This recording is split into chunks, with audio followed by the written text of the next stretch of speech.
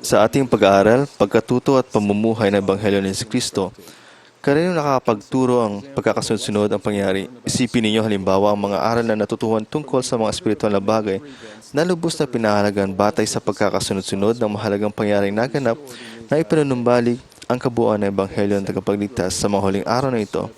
Sa sagradong kakahuyan, nakita ng kausap ni Joseph Smith ang amang walang hanggan at si Jesucristo.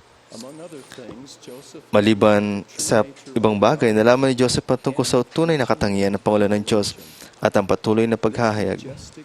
Ang kagila-gilala sa pangitang ito ay nagsimula sa dispensasyon ng kaganapan ng mga panahon at isa sa mga pangunahing pangyari sa kasaysayan ng daigdig. Halos 3 taon kalaunan bilang sagot sa taimtim na panalangin noong gabi ng September 21, 1823, na puno ng liwanag ang silid ni Joseph hanggang sa ito ay magliwanag ng higit pa kaysa sa tanghaling tapat. Isang katauhan, ang lumitaw sa tabi ng kanyang higaan, tinawag ang bata sa kanyang pangalan at sinabing siya ay isang sugo ng buwan sa kinalooban ng Diyos, na ang kanyang pangalan ay Moroni. Sinabi niya kay Joseph ang tungkol sa pagdating ng Aklat ni Mormon. Pagkatapos ay bumanggit si Moroni mula sa Aklat ni Malakias sa Lumang Tipan, na may bahagyang pagkakaiba sa salitang ginamit sa King James Version. Masdan ihahay ko sa inyo ang pagkakaseldote sa pamamagitan ng kamay ni Elijah, ang propeta, bago dumating ang dakila at kagilakilabot na araw ng Panginoon.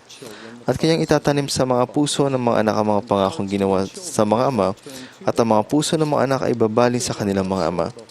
Kung hindi magkagayon, ang buong mundo ay lubos na mawawasak sa kanyang pagparito.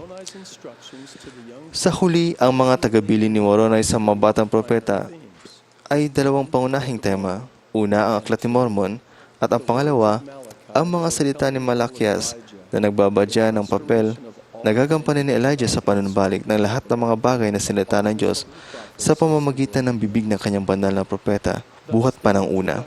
Kaya nga ang mga panimulang pangyari sa panunumbalik ay naghayag ng tamang pagkaunawa sa Panguluhang Diyos, nagbigay diin sa kahalagahan ng Aklat ni Mormon at nagbigay pag-asa sa gawain ng kaligtasan at kadakilaan para sa mga buhay at patay.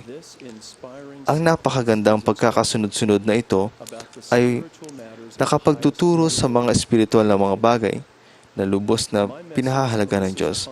Ang aking mensahe nakatuon sa misteryo at diwa ni Elias na binanggit na ni Moroni sa simula pala ng kanyang katagubilin kay Joseph Smith.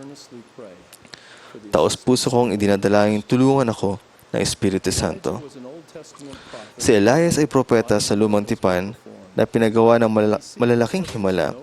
Isinara niya ang kalangitan at hindi umulan sa Israel sa loob ng 3.5 taon. Pinarami niya ang harina at langis ng isang balong babae. Binuhay niya mula sa mga patay ang isang batang lalaki at nagpababa ng apoy mula sa langit bilang paghamon sa mga propeta ni Baal.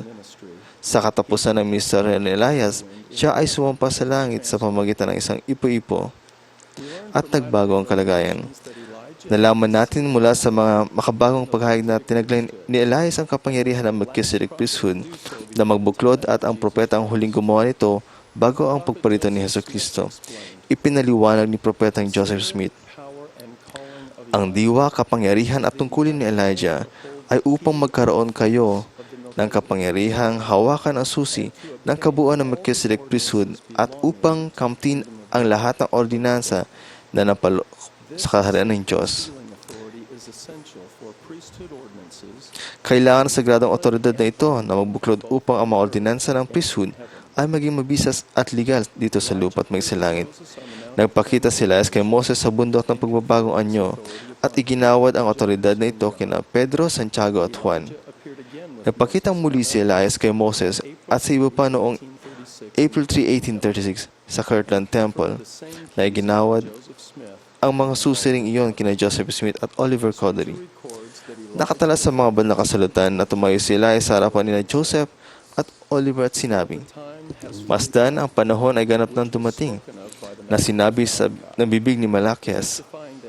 Nagpapatotoong siya, si Elijah ay isusugo bago ang pagdating ng dakila at kakilakilabot na araw ng Panginoon upang ibaling ang mga puso ng mga ama sa mga anak at ang mga anak sa kanilang mga ama at baka ang buong mundo ay pagbabagi ng isang sumpa. Sa makatuwid, ang mga susi ng dispensasyong ito ay pinagkakatiwala sa inyong mga kamay, at sa pamamagitan nito ay inyong malalaman na ang dakila at kakilakilabot na araw ng Panginoon ay nalalapit na maging nasa pintuan na. Ang panunumbalik ng otoridad na muklod ni Elijah noong 1836 ay kailangan upang maihanda ang mundo sa pangalawang pagparito ng tagapagligtas at sinimulan ang pinalaki at malawakang interes sa pagsasalitik sa kasaysayan ng pamilya. Ipinahayag ni Propetang Joseph Smith, ang pinakamalaking responsibilidad sa mundong ito ay iniatang sa atin ng Diyos ay ang siliksikin at kilalanin ating mga patay, sapagkat mahalagang mapasa ating kamay ang kapangyarihang na magbubuklod sa ating mga anak sa ating mga patay sa kaganapan ng dispensasyon ng panahon. Isang dispensasyon upang matugunan ang mga pangakong ginawa ni Hesukristo bago pa ang pagkakatatag ng mundo para sa kaligtasan ng tao. Kaya nga sinabi ng Diyos, aking susuguin sa inyo si Elias na propeta.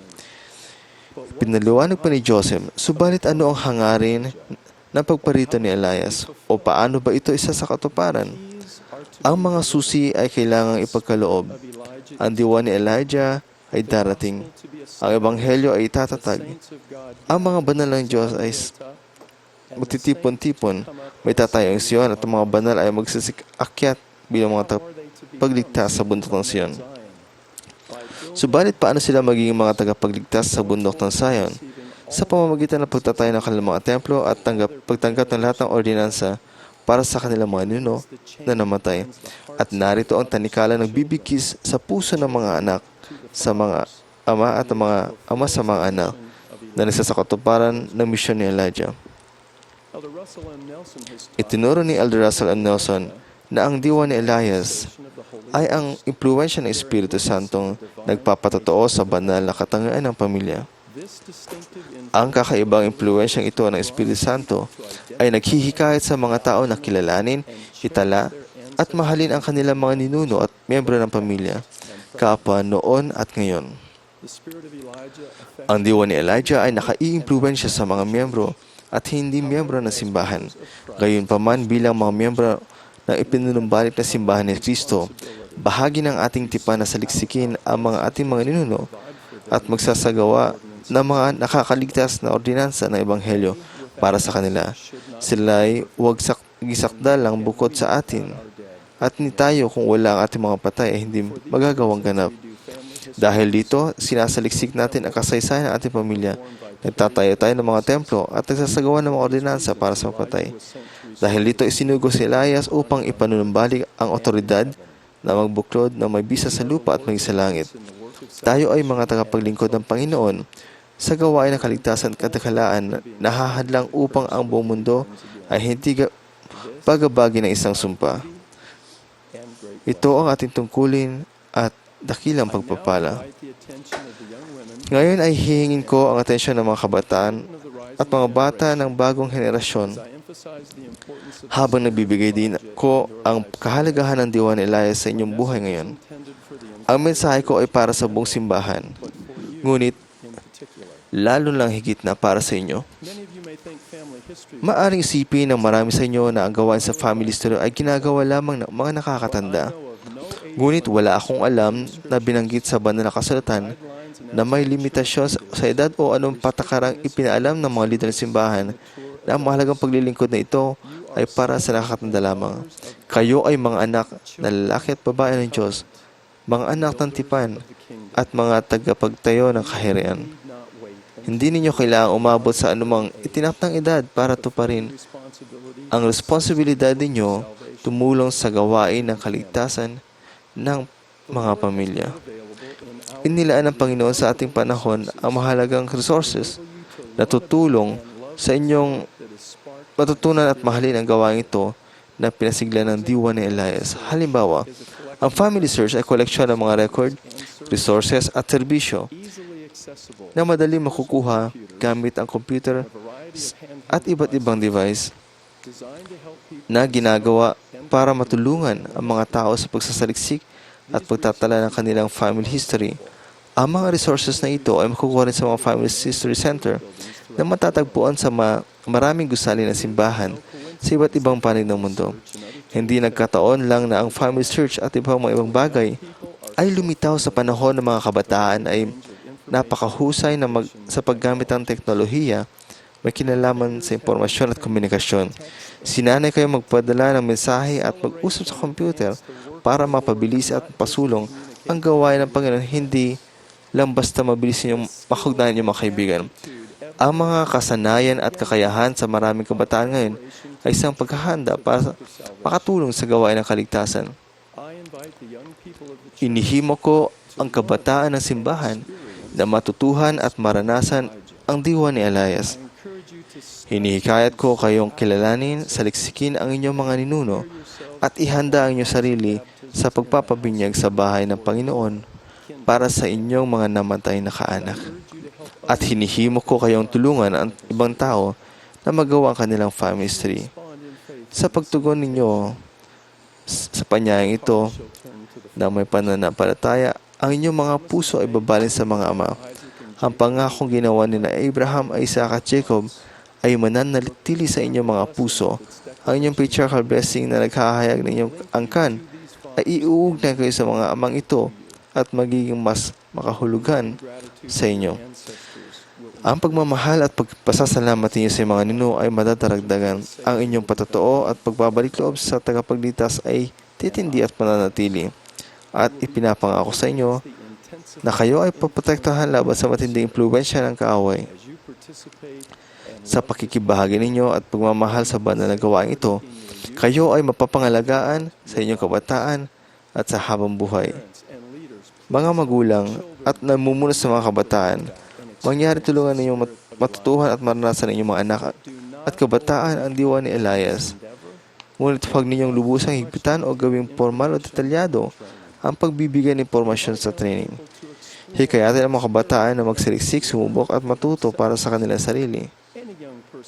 Kayang gawin sino mga kabataan ang iminumungkahi ko gamit ang mga module sa lds.org/Family History Youth. Ang mga quorum ng Aaronic Priesthood at mga panguluhan ng Young Women ay makagaganap ng mahalagang papel sa pagtulong sa lahat ng kabataan na maging pamilyar sa mga pangunahing resources nito. Lalong kailangan ng mga kabataan na maging maalam at kumilos ng sa gayon ay makatanggap ng karagdagang liwanag at kaalaman sa pamagitan ng kapangyarihan ng Espiritu Santo at hindi mga mag-aral lamang na kinakailangan pang sabihang kumilos. Mga magulang at mga leader, ikinamamangha ko ninyong lahat na napakabilis na natutunan ng husto ng inyong mga anak at kabataan ang teknolohiyang ito. Sa katunayan, matututo kayo ng mahalagang aralin mula sa mga kabataan ito tungkol sa mabisang paggamit ng mga sources nito. Napakalaki ng itutulong ng mga kabataan sa nakakaranda na hindi komportable o natatakot gumawa ng teknolohiya o hindi familiar sa family search. Magpapalarin kayo ng lubos habang mga kabataan ito nagbibigay ng mas maraming oras sa family history at gawain sa templo at kaunting oras sa video games, internet surfing at Facebook. Sina Troy Jackson, Sharon Hope at Andrew Allen ay mga may taglay ng Aaronic Priesthood na tinawag na isang nabigyang inspirasyong bishop na magkasamang magturo ng family history class sa kanilang ward.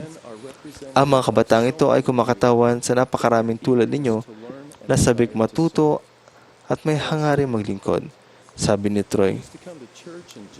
Dati kapag nasa simbahan ako, uupo lang ako at walang gagawin.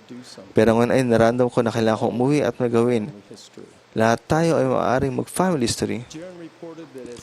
Inireport ni Jaren na noong mas natutunan niya ang tungkol sa family history, nalaman niya hindi lamang ito mga pangalan kundi mga tunay na tao.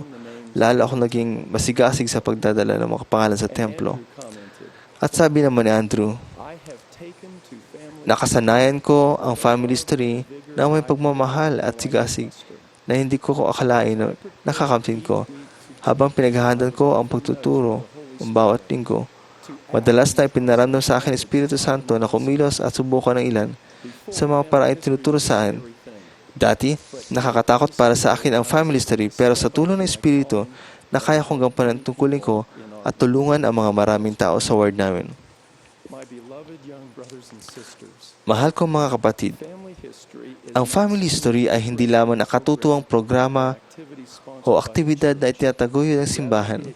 Sa halip, ito ay mahalagang bahagi ng gawain sa kaligtasan at kadakilaan. Inahahanda na kayong mabuhay sa panahon ito at itayo ang kaharian ng Diyos. Narito kayo sa mundo upang tumulong sa maluhating gawain ito. Pinatotohanan ko na bumalik si Elias sa mundo at pinunumbalik ang sagradong otoridad na magbuklod.